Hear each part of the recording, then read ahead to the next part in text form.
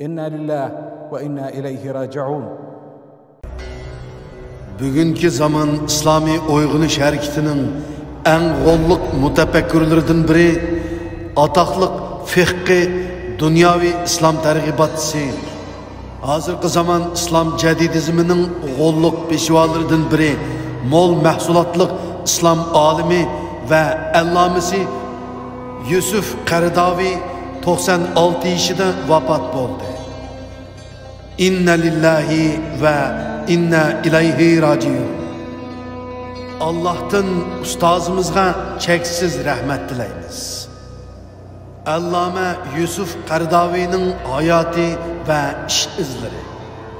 Allama Yusuf Qaradaviy 1926 yili Misrning g'arbiy shimoliga joylashgan mahalla Kubra nahiyəsinin Səpəturab yezisidiki aqida, imanlıq, bilim süyer, kambag'al yanchi dehqon oilasida dunyoga kelgan. U 2 yoshga kirganda otasi Abdullah vafot etib ketgandan keyin tog'asining tarbiyasiga o'tgan. U tog'asining qo'lida yaxshi parvishga erishib, 5 yosh chig'idila shu yerdagi mahalla maktabiga o'qishga berilgan. Tirishchan ve zerek kichik Yusuf g'ayrat bilan o'qib, texi 10 yoshga barmay turibla Qur'oni Karimni to'liq ve layoqatlik yodga ilib bo'lgan. U shu chog'laridan boshlabla Qur'onni qiroat qilishdagi alayda mahorati, aqlliq zerakligi bilan o'z yeshidan hal qilgan holda izzat ve hurmat topgan. Kichik turibla mahalle masjidida imom bo'lib, yurt ichida bola peshvo deb danq chiqqan. Uning yetimchilikda o'sib yetilishi va o'zgacha oila sharoiti uning japoni mansitmaydigan, mushaqqatga bosh egmaydigan qaysar ruhga ega odam bo'lishiga zo'r turtki bo'lgan. Shunda qilib u o'zining boshlang'ich va o'ttir tahsilini o'z yurtida tugatgandan keyin Qohiradagi Azhar universitetining Tantadagi to'liqsiz institutiga qabul qilinib, u yerda 4 yil o'qiydi. Keyin uning to'liq institutida 5 yil o'qiydi. Ondan Azhar universitetining din negizi fanlari Usuluddin fakultetiga o'qishga kirib, uni 1952 yili bitirdi.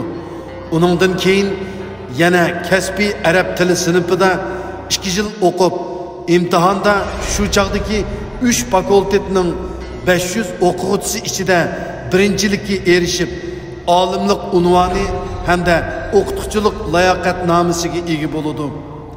U yana 1957 yili Arab Allari ittifoqi tashkiloti qarmoqidagi Arab tili oliy texnikumiga o'qishga kirib, til adabiyot fani bo'yicha oliy diplomga erishdi.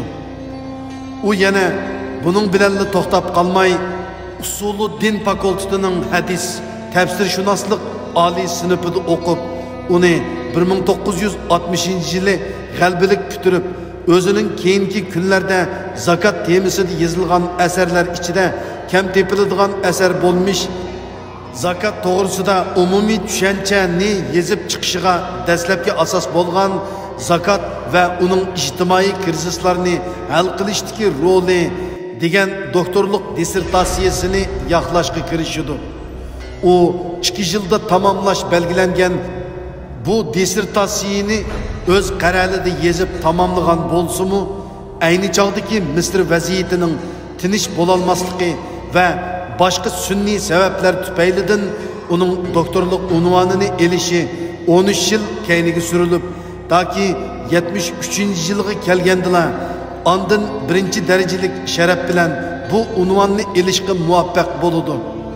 O şu mezgillerde tinimsiz ögünüş, izdiniş bilenli kalmay, şu devir ameliyatının taqazzası ve İslam teşvik hizmeti ihtiyacı tüpeylidən cemiyetinin türlük sahalarida dinni teşvikat ve İslam akartış hareketleri bilen dadıl şug'ullanadi. O bu jarayonda shu chaqlarda Misrdagi eng cho'ng islom jamiyasi bo'lgan Musulmon qarindoshlar tashkilotiga yezdoshlik qilganligi va islom tashviqot xizmatida ular bilan bir safda turishi va boshqa jihatlardagi haqqoniy harakatlari uchun Misr hukumat doiralari tarafidan turli deshvorchiliklarga uchrab, bir inqilobchiga xos kechirmishlarni bir qancha qitimlab qamilish, turmaga tashlanishga o'xshash xatarlik qismatlarni boshdan kechirdi. U ana shundoq agri to'qay musofirlarni besib, o'zining oxirgi o'qish hayotini tugatgandan keyin bir mezgil Misr diniy fond ministrligi qarmog'idagi diniy ishlar boshqarmasida xizmat qiladi. Uningdan keyin Azhar qarmog'idagi islom dini idorasida ilmiy xodim bo'lib ishlaydi. Keyingi yillari Qatardagi bir diniy institutga yo'tkilib kelib, u yerda mudirlik xizmatini o'taydi.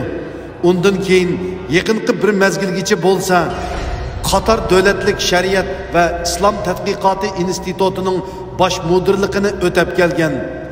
U hozirgi paytda o'zi qo'l silib qurgan sunnat va sirat payg'ambarimizning ish izlarini o'rganish markazining bosh mudiri, Yevropa islom dini fatvo ishlari kengashining raisi, Dunyo musulmon olimlar jamiyatining raisi, Dunyo islom taraqqiyot bankasining bosh maslahatchisi, Qatar poytaxti Davhadagi Ömer ibn Xattob jamiyasining xotibi qatorliq vazifalarni o'tab kelgandan boshqa yana ko'plagan diniy, madaniy, ilmiy sohalarda rahbarlik, tashkilotchilik vazifalarini ustiga ilib kelmoqda.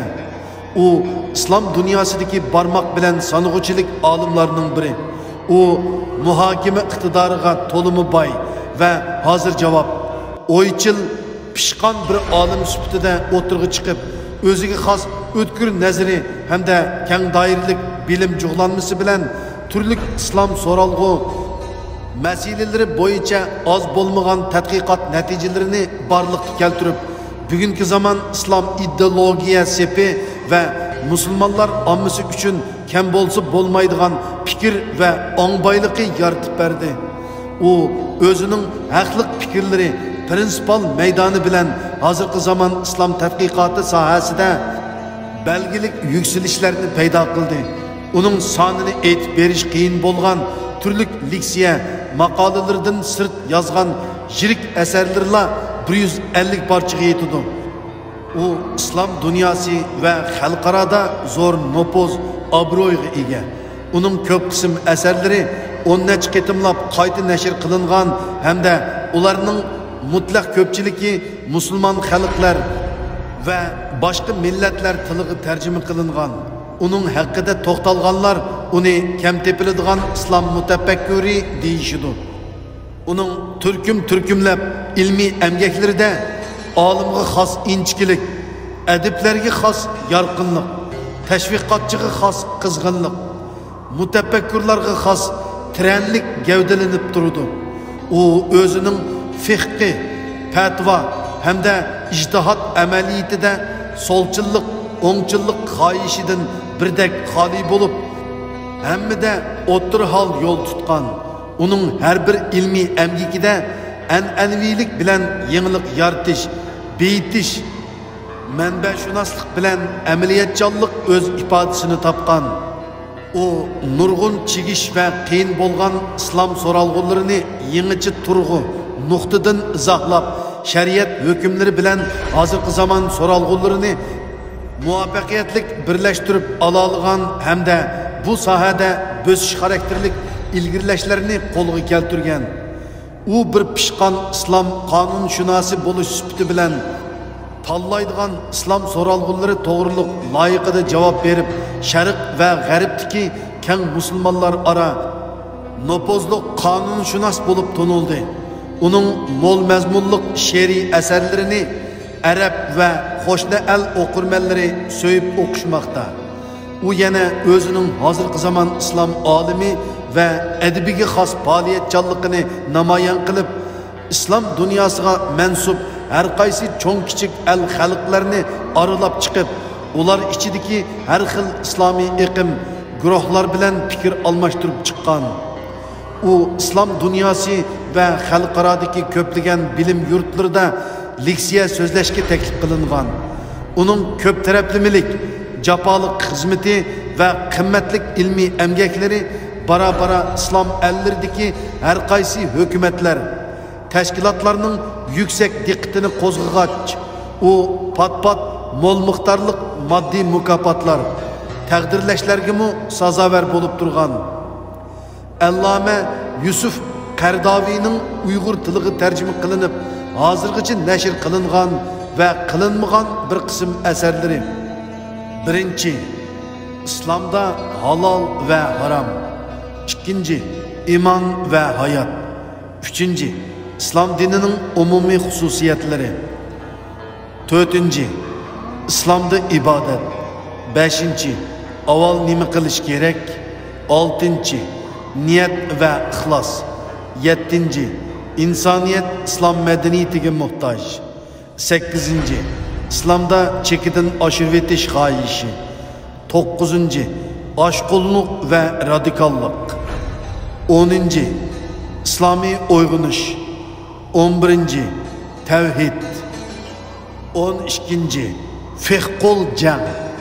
13. Ulug' Qur'onga qandoq muomala qilamiz? 14. Sunnatga qandoq muomala qilamiz? 15. İslam asliyatchiligining kelgusi. 16. İslam dini haqida dastlabki savod.